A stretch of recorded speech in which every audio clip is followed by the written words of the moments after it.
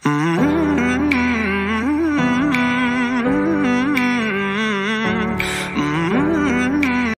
yun, for today's video mga misa, may pupuntahan nga pala tayo. So ang pupuntahan nga pala natin ay doon sa may Bolinao, yung tinatawag nilang Old Rock. Kasi mga misa, mayroon tayong papasyalan doon. Yung kanakan naming si Mikang. Kasi nga mga misa, naisipan din namin na pasyalan sila doon kasi nga hindi kami nagtinda ngayon. So ayat nga ay papasok na kami doon sa kanila. So susunduin lang natin sila doon at pupunta kami ng Rock Garden. So ito na nga pala yung bahay nila. So marami nga palang akong kasama dyan mga minsan. So kasama ko nga pala yung misis ko, yung hipag ko, tsaka sila papa. Gawa din na wala din silang masyadong magawa doon sa bahay. So ito nga yung isa sa binibenta pala ng asawa ng kanakan ko. So ito tinitis drive ko, titingnan ko at pinapakinggan ko yung engine ng sasakyan. So maganda at okay naman yung tulog ng sasakyan, saka malakas humatak. So i-fast forward na natin mga minsan at dito sa part na ito ay later. Pumunta na kami ng bayan. So dito nga pala kami nagpark sa may harapan ng simbahan. So sa mga magtatanong, may parking pay nga pala dyan mga minsan. So 10 lang. Isa naman sa ipark ko, so kung saan doon ko na ipinark sa may bayan para mabandayan na din yung mga gamit namin. At dito sa park na ito ay tapos na kaming nagsimba. So pupunta na naman kami doon sa mga souvenir. Tuwang-tuwa pa nga yung anak ko dyan. Sa mga friends and followers ko nga pala dyan na patuloy nanonood, sumusuporta sa mga videos ko, maraming salamat po. At sana din hindi kayo magsawa sa panonood mga maminsar. At dito sa part na ito mga maminsar, mamamalingkin na pala kami ng aming uulamin. Kasi nga gutom na din kami. Nung umalis kasi kami mga maminsar, wala kami pang kain. At ang aga pa namin gumising. At sa mga bago pa pala dito sa aking page, welcome na welcome po kayo. At dito sa part na ito, pumunta muna kami dito sa my mall. Kasi nga may bibilihin kami dito na gagamitin namin sa bahay. So tara, pasok po tayo. Sa mga friend and followers mga pala dyan na laging sumusuporta, mag-comment na din kayo kung taga saan kayo para alam ko kung saan umabot itong video na ito.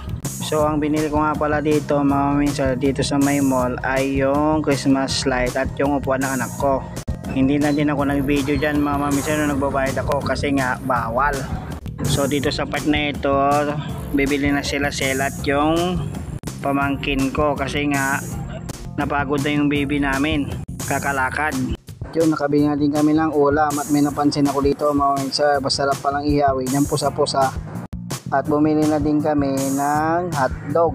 At sa part na ito is pupunta daw kami ng ukay-ukay para mamili ng susutin ng bata, anak ng pamangkin ko. So todo pili nga pala sila dyan mga mamisal. At dito tapos na silang mag-ukay. At dito papunta na po kami doon sa Rock Garden na aming pupuntahan. A few moments later.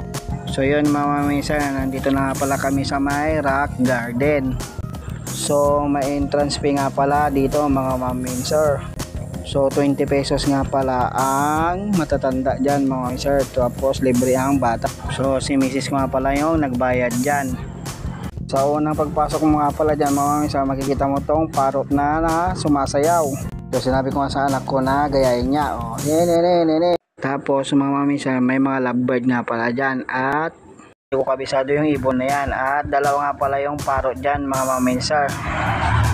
So marami din yung mga alagang ibon tong Rock Garden. So mini zoo nga pala ito mga maminsar, may agila, may kakaibang ibon. So marami mga maminsar, may maunggoy pa, Chinese chicken pero ibon naman yung nasa loob, may unggoy pa. So marami yan mga maminsar. So pasyal na din kayo dito mga maminsar para kahit pa paano mga minsan mawala yung mga stress nyo. At meron din nga pala akong napansin dito mga minsan, napakalaking sawa. So yan po, nakakalublob sa may batya. Gusto ko sanang dalhin yan kaso bawal. At meron din dito mga mamisar na rabbit. At meron din pong usa na gustong lumapit sa amin mga mamisar. Yan po. So yung sawa nga pala mga mamisar, dalawa pala yung inalaga nila dito. So yung pato doon, pagkain ng sawa yun mga mamisar. At meron din po silang mini pan dito para sa mga isda. At may nagsabi nga pala sa amin dito mga mamisar na malaki na yung inalagaan nilang crocodile dito.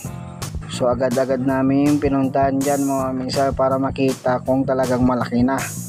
So bago pa kami muna makarating doon, may mga kikita pa kaming mga iba't ibang hayop. So ito nga, hinawakan ko yung bibi namin kasi nga daw natatakot siya.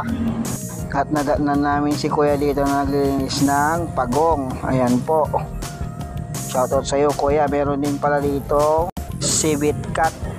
At dito na nga pala yung kulungan ng crocodile. Sabi ko sobrang laki nga pala yan mga minsar. 7 years na daw yan may gate yung crocodile. At meron na din ditong peacock mga maminsan. So yan na pala yung crocodile mga maminsan. At dito na pala na kami kay kuya na alis na kami. Salamat po. Kasi nga pupunta na po kami ng dagat para makapagpahinga dito sa gilid ng dalampasigan. At makalanghap na din ng sariwang hangin mga maminsan. Sa mga hindi pa pala nakaka-follow sa aking Facebook page at Kuya John TV nga pala, sa aking YouTube channel naman at Kuya John TV 1. Salamat sa panonood. Peace out.